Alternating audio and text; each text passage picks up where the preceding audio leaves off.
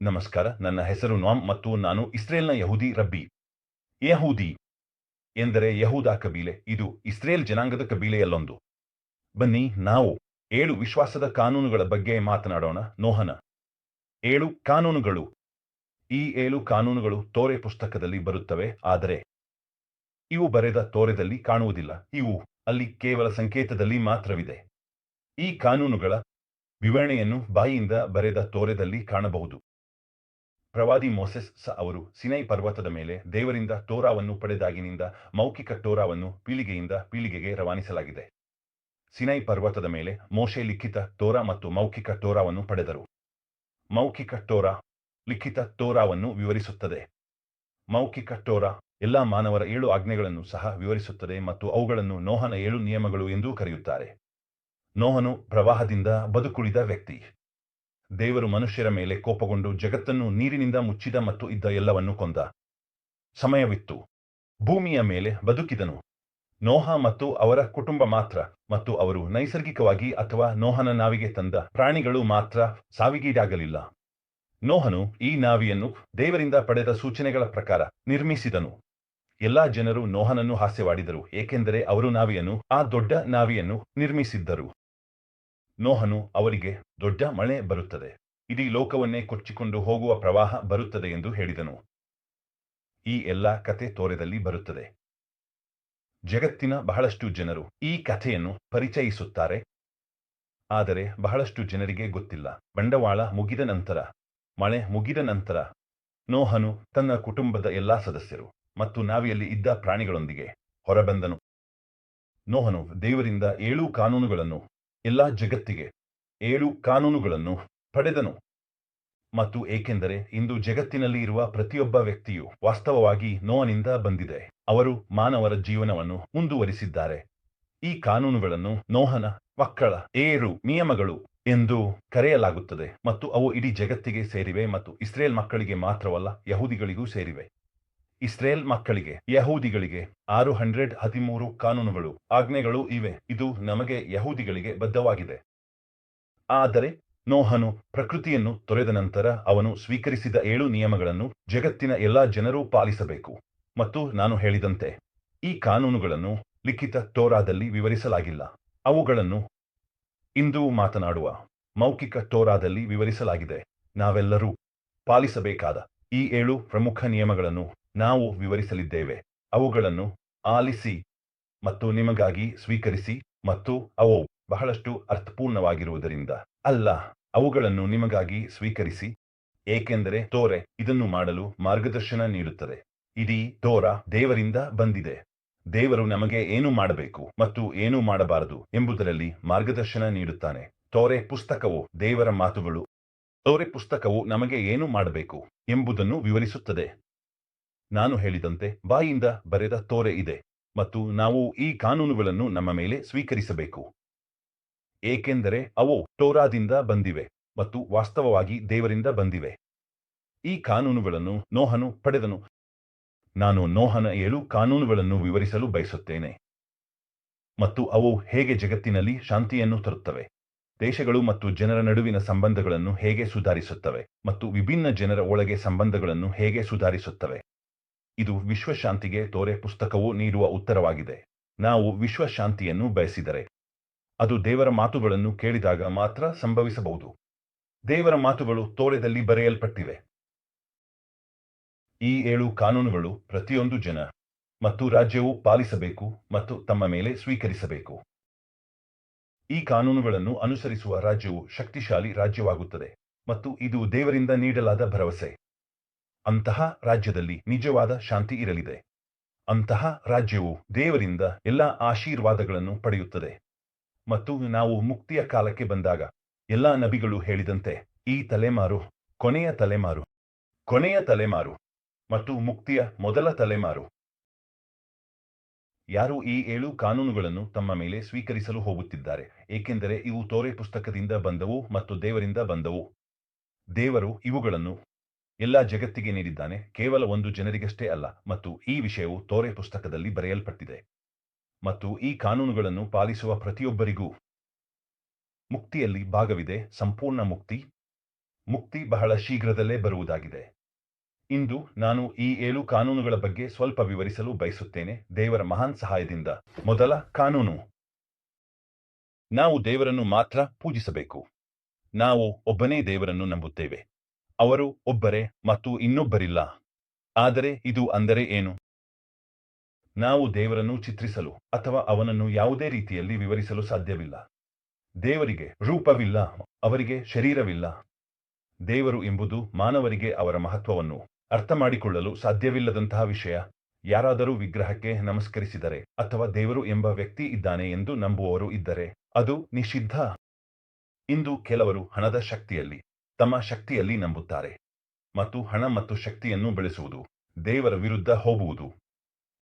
ಕೆಲವರು ತಮ್ಮ ಆಸೆಗಳನ್ನು ಬೆಳೆಸಲು ಹಿಂದುತ್ತಾರೆ. ಆಹಾರ, ಕುಡಿಯುವುದು, ಲೈಂಗಿಕತೆ, ಗೌರವ ಮತ್ತು ಇನ್ನೂ ಹಲವಾರು ಇತರ ವಿಷಯಗಳು.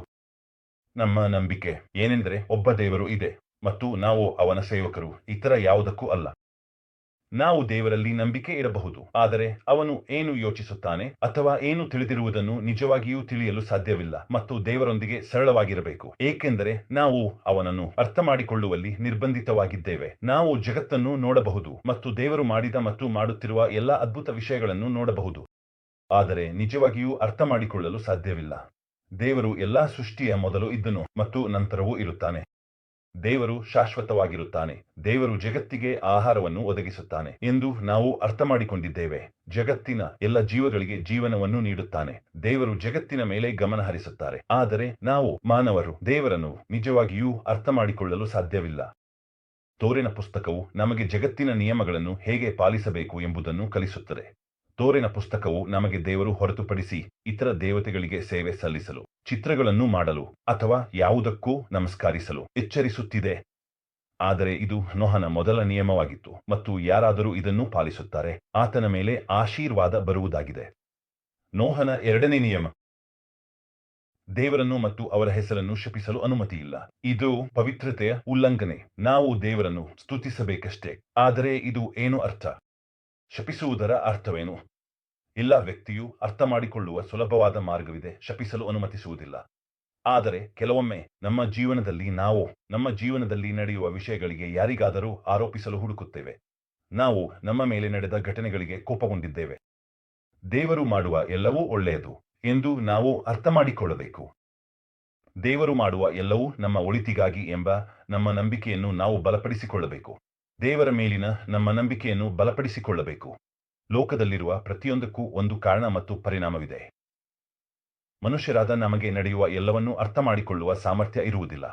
ಕೆಲವೊಮ್ಮೆ ಒಬ್ಬ ವ್ಯಕ್ತಿಯು ಮುರಿದು ಹೋಗಿ ಶಪಿಸುತ್ತಾನೆ. ಒಬ್ಬ ವ್ಯಕ್ತಿಯು ತನ್ನ ತೊಂದರೆಗಳಿಗೆ ದೇವರನ್ನು ದೂಷಿಸುತ್ತಾನೆ. ಆದರೆ ಇದು ಸರಿಯಾದ ಮಾರ್ಗವಲ್ಲ. ಇದು ನಿಷೇಧಿಸಲಾಗಿದೆ ಎಂದು ನೀವು ತಿಳಿದಿರಬೇಕು. ಮತ್ತು ದೇವರು ಜಗತ್ತನ್ನು ಕರುಣೆಯಿಂದ ಮುನ್ನಡೆಸುತ್ತಾನೆ. ಇದರಿಂದ ಕೊನೆಯಲ್ಲಿ ನಾವೆಲ್ಲರೂ ಸುಧಾರಣೆ ಹೊಂದುತ್ತೇವೆ ಮತ್ತು ಒಳ್ಳೆಯವರಾಗುತ್ತೇವೆ. ಎರಡನೇ ಕಾನೂನಿನಲ್ಲಿ ಇನ್ನೊಂದು ವಿಷಯ: ನಾವು ದೇವರ ಹೆಸರಿನಲ್ಲಿ ಜನರನ್ನು ಶಪಿಸಲು ಅನುಮತಿಸುವುದಿಲ್ಲ. ನಾವು ಇದಕ್ಕಾಗಿ ಅವರ ಹೆಸರನ್ನು ಬಳಸಲು ಅನುಮತಿಸುವುದಿಲ್ಲ. ಮೂರನೆಯ ನಿಯಮವೆಂದರೆ ಕೊಲೆ ನಿಷಿದ್ಧ ಮತ್ತು ಇತರರ ಜೀವವನ್ನು ಗೌರವಿಸಬೇಕು. ಅವನು ಬೇರೆ ದೇಶ ಅಥವಾ ಬುಡಕಟ್ಟಿನವನಾಗಿದ್ದರೂ ಸಹ ಕೊಲೆ ಮಾಡುವ ಜನರಿದ್ದಾರೆ ಎಂದು ನಾವು ನೋಡುತ್ತೇವೆ ಮತ್ತು ಇದು ದೇವರ ದೃಷ್ಟಿಯಲ್ಲಿ ತುಂಬಾ ಕೆಟ್ಟ ವಿಷಯ. ತೋರಾ ನಮಗೆ ಇನ್ನೊಬ್ಬ ಮನುಷ್ಯನ ಜೀವವನ್ನು ತೆಗೆದುಕೊಳ್ಳಬೇಡಿ ಎಂದು ಆಜ್ಞಾಪಿಸುತ್ತದೆ. ಈ ಕಾನೂನು ಆಜ್ಞೆಗಳ ಪುಸ್ತಕದಲ್ಲಿಯೂ ಕಂಡುಬರುತ್ತದೆ. ದೇವರು ಸಿನೈಟಿಕಸ್ನಲ್ಲಿ ಇಸ್ರೇಲ್ ಜನರಿಗೆ ಹೀಗೆ ಹೇಳಿದನು. ವಾಸ್ತವವಾಗಿ ಇದು ನಮ್ಮಲ್ಲಿ ಯಾರಾದರೂ ಹೆಚ್ಚಿನ ವಿವರಣೆಯಿಲ್ಲದೆ ಅರ್ಥಮಾಡಿಕೊಳ್ಳಬಹುದಾದ ಕಾನೂನು. ಆದರೆ ಮುಖ್ಯ ವಿಷಯವೆಂದರೆ ಕಾನೂನನ್ನು ಪಾಲಿಸುವುದು. ಅದು ನನಗೆ ಸರಿ ಎಂದು ತೋರುತ್ತದೆ ಎಂಬ ಕಾರಣಕ್ಕಾಗಿ ಅಲ್ಲ, ಏಕೆಂದರೆ ನಾಳೆ ಅದು ನನಗೆ ಸರಿ ಎಂದು ತೋರುತ್ತದೆ. ಆದರೆ ಕಾನೂನು ದೇವರಿಂದ ಬಂದ ಕಾನೂನು, ತೋರೆ ಪುಸ್ತಕದಲ್ಲಿ ಬರೆದಿರುವ ಕಾನೂನು. ನಾನು ಇಲ್ಲಿ ಯುದ್ಧದ ಬಗ್ಗೆ ಮಾತನಾಡುತ್ತಿಲ್ಲ. ಯಾರಾದರೂ ನಿಮ್ಮನ್ನು ಕೊಲ್ಲಲು ಬರುವಾಗ ನೀವು ಅವರನ್ನು ಕೊಲ್ಲುತ್ತೀರಿ, ಅಥವಾ ನೀವು ನಿಮ್ಮನ್ನು ಅಥವಾ ಇತರರನ್ನು ರಕ್ಷಿಸುತ್ತಿದ್ದರೆ. ಉದಾಹರಣೆಗೆ, ಭಯೋತ್ಪಾದಕರಿಂದ ದಾಳಿ ನಡೆದಾಗ ಯಾರನ್ನು ಕೊಲ್ಲಲು ಅನುಮತಿಸುವುದಿಲ್ಲ. ಯಾರಾದರೂ ಏನಾದರೂ ಮಾಡಿದರೆ ಅವರನ್ನು ನ್ಯಾಯಾಲಯಕ್ಕೆ ಕರೆದೊಯ್ಯಿರಿ. ನ್ಯಾಯಾಲಯ ಅವರು ನೋಡಿಕೊಳ್ಳುತ್ತದೆ. ನೀವು ನ್ಯಾಯಾಧೀಶರಾಗಲು ನಿರ್ಧಾರ ಮಾಡಬೇಡಿ. ನಿಮ್ಮ ಜೀವನವನ್ನು ತೆಗೆದುಕೊಳ್ಳುವುದು ಮತ್ತು ಆತ್ಮಹತ್ಯೆ ಮಾಡುವುದು ಸಹ ಅನುಮತಿಸುವುದಿಲ್ಲ. ಯಾರಿಗೂ ಇತರ ವ್ಯಕ್ತಿಯ ಜೀವನವನ್ನು ತೆಗೆದುಕೊಳ್ಳುವ ಹಕ್ಕು ಇಲ್ಲ, ತಮ್ಮದೇ ಆದ ಜೀವನವನ್ನು ಸಹ. ಇತರರಿಗೆ ಹಾನಿ ಮಾಡಬೇಡಿ ಮತ್ತು ನಿಮ್ಮನ್ನು ಹಾನಿ ಮಾಡಬೇಡಿ. ಇಲ್ಲಿ 4ನೇ ಕಾನೂನು, ನಿರ್ಬಂಧಿತ ಸಂಬಂಧಗಳು. ಪ್ರತಿಯೊಬ್ಬ ವ್ಯಕ್ತಿಯು ವಿವಾಹವನ್ನು ಗೌರವಿಸಬೇಕು. ಮಹಿಳೆ ತನ್ನ ಪತಿಯನ್ನು, ಪತಿ ತನ್ನ ಹೆಂಡತಿಯನ್ನು ಗೌರವಿಸಬೇಕು. ವಿವಾಹವು ಪವಿತ್ರವಾದ ವಿಷಯ. ವಿವಾಹದ ಹೊರಗೆ ಲೈಂಗಿಕ ಸಂಬಂಧಗಳನ್ನು ಹೊಂದುವುದು ಅನುಮತಿಸುವುದಿಲ್ಲ. ಗಂಡನ ಮತ್ತು ಗಂಡನ ನಡುವಿನ ಅಥವಾ ಹೆಣ್ಣು ಮತ್ತು ಹೆಣ್ಣು ನಡುವಿನ ಲೈಂಗಿಕ ಸಂಬಂಧಗಳನ್ನು ಅನುಮತಿಸುವುದಿಲ್ಲ. ಕುಟುಂಬದೊಳಗೆ ಲೈಂಗಿಕ ಸಂಬಂಧಗಳನ್ನು ಹೊಂದುವುದು ಅನುಮತಿಸುವುದಿಲ್ಲ. ಏನಾದರೂ ಸಂಭವಿಸಿದರೆ ಸಹೋದರ ಅಥವಾ ಸಹೋದರಿ, ತಾಯಿ, ತಂದೆ, ಮಗ, ಮಗಳು, ವಿವಾಹಿತ ಮಹಿಳೆಯ ಲೈಂಗಿಕ ಸಂಬಂಧ ಅನುಮತಿಸುವುದಿಲ್ಲ. ಪ್ರಾಣಿಗಳೊಂದಿಗೆ ಲೈಂಗಿಕ ಸಂಬಂಧ ಹೊಂದುವುದು ಅನುಮತಿಸುವುದಿಲ್ಲ. ಈ ಎಲ್ಲಾ ವಿಷಯಗಳು ತೋರೆ ಪುಸ್ತಕವು ಅನುಮತಿಸುವುದಿಲ್ಲ. ನಾವು ಟೋರಾವನ್ನು ಗೌರವಿಸಬೇಕು. ವಿವಾಹಿತ ಪುರುಷ ಮತ್ತು ಮಹಿಳೆಯ ನಡುವಿನ ಸಂಬಂಧವು ಸರಿಯಾದ ಸಂಬಂಧವಾಗಿದೆ ಎಂದು ಟೋರಾ ನಮಗೆ ವಿವರಿಸುತ್ತದೆ. ಇದು ಸರಿಯಾದ ವ್ಯವಸ್ಥೆ. ನೀವು ಸ್ವಯಂ ನೋಡಬಹುದು. ಈ ಕಾನೂನುಗಳನ್ನು ಗೌರವಿಸದ ರಾಷ್ಟ್ರಗಳು ಮತ್ತು ದೇಶಗಳು ತಮ್ಮ ಬಳಿ ಇರುವ ಎಲ್ಲಾ ಆಶೀರ್ವಾದಗಳನ್ನು ಕಳೆದುಕೊಳ್ಳುತ್ತವೆ. ಅವರಿಗೆ ಯುದ್ಧಗಳು ಮತ್ತು ಅನೇಕ ಸಮಸ್ಯೆಗಳಿವೆ. ಈ ಸಮಸ್ಯೆಗಳು ಈ ಕಾನೂನುಗಳನ್ನು ಪಾಲಿಸದ ಕಾರಣದಿಂದ ಉಂಟಾಗುತ್ತವೆ. ಈ ಕಾನೂನು ಎಷ್ಟು ಮೂಲಭೂತವಾಗಿದೆ ಎಂಬುದನ್ನು ನೀವು ಅರ್ಥಮಾಡಿಕೊಳ್ಳುವುದು ಬಹಳ ಮುಖ್ಯ. ಇದು ಇರಬೇಕಾದ ಮಾರ್ಗ, ದೇವರ ಮಾರ್ಗ. ನೋಹನ 5ನೇ ಕಾನೂನು. ಯಾರಾದರೂ ವ್ಯಕ್ತಿಯ ಆಸ್ತಿ ಕದಿಯಬಾರದು ಮತ್ತು ಆಸ್ತಿಯನ್ನು ಗೌರವಿಸಬೇಕು. ನಮ್ಮದಾದ ಯಾವುದಾದರೂ ವಿಷಯವಿದ್ದರೆ ನಾವು ಅದನ್ನು ಇನ್ನೊಬ್ಬರಿಗೆ ಕೊಡಬಹುದು. ನಾವು ಅದನ್ನು ಮಾರಬಹುದು ಮತ್ತು ನಾವು ಬಯಸುವಂತೆ ಅದನ್ನು ಬಳಸಬಹುದು, ಏಕೆಂದರೆ ಅದು ನಮ್ಮದು. ನಾವು ಯಾರಿಂದಲೂ ಅವರ ಅನುಮತಿ ಇಲ್ಲದೆ ಏನನ್ನೂ ತೆಗೆದುಕೊಳ್ಳಲು ಸಾಧ್ಯವಿಲ್ಲ. ಇಂತಹದ್ದೇನಾದರೂ ಕದಿಯುವುದು ಎಂದು ಕರೆಯಲಾಗುತ್ತದೆ. ತೋರೆ ಪುಸ್ತಕವು ನಮಗೆ ಕದಿಯಬಾರದು ಎಂದು ಆಜ್ಞಾಪಿಸುತ್ತದೆ. ಈ ಕಾನೂನಿಗೆ ನಮ್ಮ ಮಾನವೀಯತೆಯ ದೃಷ್ಟಿಯಿಂದ ಬಹಳಷ್ಟು ಅರ್ಥವಿದೆ. ಈ ಕಾನೂನು ಆಜ್ಞೆಗಳ ಪುಸ್ತಕದಲ್ಲಿಯೂ ಕಂಡುಬರುತ್ತದೆ. ಆದರೆ ನಾವು ಈ ಕಾನೂನನ್ನು ಪಾಲಿಸುತ್ತೇವೆ, ಏಕೆಂದರೆ ಇದು ದೇವರು ತೋರೆ ಪುಸ್ತಕದಲ್ಲಿ ನಮಗೆ ನೀಡಿದ ಕಾನೂನು ಮತ್ತು ನಮಗೆ ನಮ್ಮದೇ ಅಲ್ಲದ ವಿಷಯಗಳನ್ನು ತೆಗೆದುಕೊಳ್ಳಲು ಅನುಮತಿಸುವುದಿಲ್ಲ. ಇದು ಬಹಳ ಚಿಕ್ಕದ್ದಾದರೂ ನಾವು ಅದಕ್ಕೆ ಯಾವುದೇ ಅರ್ಥವಿಲ್ಲ ಎಂದು ಭಾವಿಸುತ್ತೇವೆ, ಏಕೆಂದರೆ ಅದು ಯಾರಾದರೂ ಬಹಳ ಸಮಯದಿಂದ ಬಳಸುತ್ತಿಲ್ಲ ಎಂದು ಹೇಳಬಹುದು ಮತ್ತು ನಾವು ಅದನ್ನು ಬಳಸಲು ಅನುಮತಿ ಕೇಳಿದಾಗ ಅವರು ಸಹ ಒಪ್ಪುತ್ತಾರೆ ಎಂದು ಭಾವಿಸುತ್ತೇವೆ. ಉದಾಹರಣೆಗೆ, ಒಂದು ಪೆನ್ಸಿಲ್. ನಾವು ಇತರ ಆಸ್ತಿಯ ಬಗ್ಗೆ ಸೂಕ್ಷ್ಮವಾಗಿರಬೇಕು. ಅವರ ವಿಷಯಗಳನ್ನು ಬಳಸಲು ಅನುಮತಿ ಕೇಳಬೇಕು. ಯಾರಿಂದಲೂ ಏನನ್ನೂ ಕದಿಯಬಾರದು. 6ನೇ ಕಾನೂನು. ದೇವರು ಸೃಷ್ಟಿಸಿದ ಎಲ್ಲಾ ಜೀವಿಗಳನ್ನು ಗೌರವಿಸಬೇಕು. ಜೀವಿಯನ್ನು ಕೊಲ್ಲದೆ ತಿನ್ನಲು ಅನುಮತಿಸುವುದಿಲ್ಲ. ಇದರ ಅರ್ಥ ಏನು? ನಾವು ಜೀವಿಯನ್ನು ಜೀವಂತವಾಗಿರುವಾಗ ತಿನ್ನಲು ಅನುಮತಿಸುವುದಿಲ್ಲ. ಜೀವಿಯ ಅಂಗವನ್ನು ಕತ್ತರಿಸಲು ಮತ್ತು ಅದನ್ನು ಅದರ ಶರೀರದಿಂದ ತಿನ್ನಲು ಅನುಮತಿಸುವುದಿಲ್ಲ. ದೇವರು ನಮಗೆ ಜೀವಿಯನ್ನು ಕೊಲ್ಲಲು ಮತ್ತು ಅದನ್ನು ತಿನ್ನಲು ಅನುಮತಿಸಿದ್ದಾರೆ. ದೇವರು ನಮಗೆ ಪ್ರವಾಹದ ನಂತರ ಜೀವಿಗಳನ್ನು ತಿನ್ನಲು ಅನುಮತಿಸಿದ್ದಾರೆ. ಪ್ರವಾಹದ ಮೊದಲು, ದೊಡ್ಡ ಮಳೆಯ ಮೊದಲು ಮಾನವರಿಗೆ ಜೀವಿಗಳನ್ನು ತಿನ್ನಲು ಅನುಮತಿಸಲಾಗುತ್ತಿರಲಿಲ್ಲ ಮತ್ತು ಎಲ್ಲರೂ ಸಸ್ಯಾಹಾರಿಗಳಾಗಿದ್ದರು. ತೋರೆ ಪುಸ್ತಕದ ಪ್ರಕಾರ ನೀವು ಅದನ್ನು ತಿನ್ನುವ ಮೊದಲು ಜೀವಿಯನ್ನು ಕೊಲ್ಲಲು ಒಂದು ವಿಧಾನವಿದೆ. ನೀವು ಇಸ್ರಾಯೇಲ್ ಜನರಲ್ಲಿದ್ದರೆ ನೀವು ಈ ಮಾರ್ಗವನ್ನು ಅನುಸರಿಸಲು ಬಾಧ್ಯರಾಗಿದ್ದೀರಿ. ಆದರೆ ನೀವು ಇಸ್ರಾಯೇಲ್ ಜನರಲ್ಲದಿದ್ದರೆ ನೀವು ಜೀವಿಯನ್ನು ತಿನ್ನುವ ಮೊದಲು ಅದನ್ನು ಕೊಲ್ಲಲೇಬೇಕು. ಇನ್ನೊಂದು ವಿಷಯ, ನೀವು ಜೀವಂತವಾಗಿರುವಾಗ ಜೀವಿಯನ್ನು ಬೇಯಿಸಲು ಅನುಮತಿಸುವುದಿಲ್ಲ. ಅಡುಗೆ ಮಾಡುವ ಮೊದಲು ಅದು ಸಂಪೂರ್ಣವಾಗಿ ಸಾಯದಿದ್ದರೆ ನೀವು ಕ್ರೂರವಾಗಿ ವರ್ತಿಸಿ ಅದನ್ನು ತಿನ್ನಬಾರದು.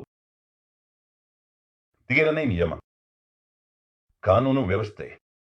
ಪ್ರತಿಯೊಂದು ಜನ, ರಾಜ್ಯ ಅಥವಾ ಕಬ್ಜಕ್ಕೆ ಕಾನೂನು ವ್ಯವಸ್ಥೆ ಅಗತ್ಯವಿದೆ. ದೇವರು ಹೇಳುತ್ತಾನೆ, ಪ್ರತಿ ಜನರಿಗೂ ಅವರು ಬದುಕಲು ಕಾನೂನುಗಳ ವ್ಯವಸ್ಥೆ ಮಾಡಬೇಕು.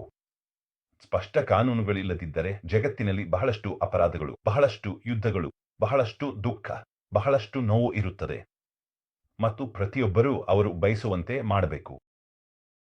ಪ್ರತಿ ದೇಶದಲ್ಲಿ ಕಾನೂನುಗಳ ವ್ಯವಸ್ಥೆ ಇರಬೇಕು. ಕಾನೂನು ವ್ಯವಸ್ಥೆಯು ಉತ್ತಮವಾಗಿರಬೇಕು, ವಿಧೇಯವಾಗಿರಬೇಕು ಮತ್ತು ಜನರನ್ನು ರಕ್ಷಿಸಬೇಕು. ಮತ್ತು ಜನರು ಕಾನೂನನ್ನು ಪಾಲಿಸಬೇಕಾಗುತ್ತದೆ. ಇದು ನಾವು ಪಾಲಿಸಬೇಕಾದ ನೋಹನ 7 ನಿಯಮಗಳಲ್ಲಿ ಇನ್ನೊಂದು. ನಾವು ಜಗತ್ತಿನಲ್ಲಿ ನಿಜವಾದ ಶಾಂತಿಯನ್ನು ಹೊಂದಲು ಬಯಸಿದರೆ ದೇವರು ನಮಗೆ ಹೇಳುವುದನ್ನು ನಾವು ಕೇಳಬೇಕು. ನಾವು ಒಬ್ಬರನ್ನೊಬ್ಬರು ಸಮಾಜವಾಗಿ ಚೆನ್ನಾಗಿ ನಡೆಸಿಕೊಳ್ಳಬೇಕು ಎಂದು ದೇವರು ನಮಗೆ ಹೇಳುತ್ತಾನೆ. ಇದು ನಾವು ಇಟ್ಟುಕೊಳ್ಳಬೇಕಾದ ಅತ್ಯಂತ ಮೂಲಭೂತ ವಿಷಯಗಳಲ್ಲಿ ಒಂದಾಗಿದೆ. ದೇವರು ನಮ್ಮನ್ನು ಪ್ರೀತಿಸುತ್ತಾನೆ. ಮತ್ತು ಅದಕ್ಕಾಗಿಯೇ ಅವನು ಸೃಷ್ಟಿಸಿದ ಜಗತ್ತಿನಲ್ಲಿ ಒಳ್ಳೆಯ ಜನರಾಗುವುದು ಹೇಗೆ ಎಂಬುದರ ಕುರಿತು ನಿಯಮಗಳನ್ನು ನೀಡಿದ್ದಾನೆ ಎಂಬುದನ್ನು ನಾವು ಪ್ರತಿಯೊಬ್ಬರೂ ನೆನಪಿನಲ್ಲಿಟ್ಟುಕೊಳ್ಳಬೇಕು. ನಾವು ಅದನ್ನು ನೆನಪಿನಲ್ಲಿಟ್ಟುಕೊಳ್ಳಬೇಕು. ನಾವು ಈ ಕಾನೂನುಗಳನ್ನು ಪಾಲಿಸುತ್ತಿರುವಾಗ ನಾವು ಅವುಗಳನ್ನು ಪಾಲಿಸುತ್ತಿಲ್ಲ, ಏಕೆಂದರೆ ಇದು ನಮಗೆ ತರ್ಕಸಮ್ಮತವಾಗುತ್ತದೆ. ಆದರೆ ನಾವು ಅವುಗಳನ್ನು ಪಾಲಿಸುತ್ತೇವೆ, ಏಕೆಂದರೆ ದೇವರು ಹಾಗೆ ಬಯಸುತ್ತಾನೆ ಮತ್ತು ನಾವು ದೇವರ ಇಚ್ಛೆಯನ್ನು ಮಾಡುತ್ತೇವೆ. ದೇವರು ನಮಗೆ ಈ ಬಗ್ಗೆ ಹೇಳುತ್ತಾನೆ, ನಮಗೆ ಈ ಬಗ್ಗೆ ವಿವರಿಸುತ್ತಾನೆ, ನಮಗೆ ಆದೇಶಿಸುತ್ತಾನೆ. ದೇವರು ಇದನ್ನು ತೋರಾದಲ್ಲಿ ನಮಗೆ ಹೇಳುತ್ತಾನೆ. ಆದ್ದರಿಂದ ನೋಹನ ನಿಯಮಗಳು. ಜಗತ್ತಿನ ವ್ಯಕ್ತಿಯು ಈ ಕಾನೂನುಗಳನ್ನು ಪಾಲಿಸಲು ಬಂದ. ತೋರೆ ಪುಸ್ತಕದ ಪ್ರಕಾರ ದೇವರಿಂದ ನೋಹನಿಗೆ ದೊರೆತ ಕಾನೂನುಗಳು ಇವು.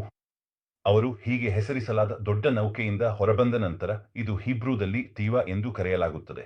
ಅಲ್ಲಿ ನೋಹನು ತನ್ನ ಕುಟುಂಬದ ಎಲ್ಲಾ ಸದಸ್ಯರನ್ನು ಉಳಿಸಿದನು ಮತ್ತು ಹೀಗೆ ಮಾನವ ಜಾತಿಯನ್ನು ಮುಂದುವರಿಸಿದನು.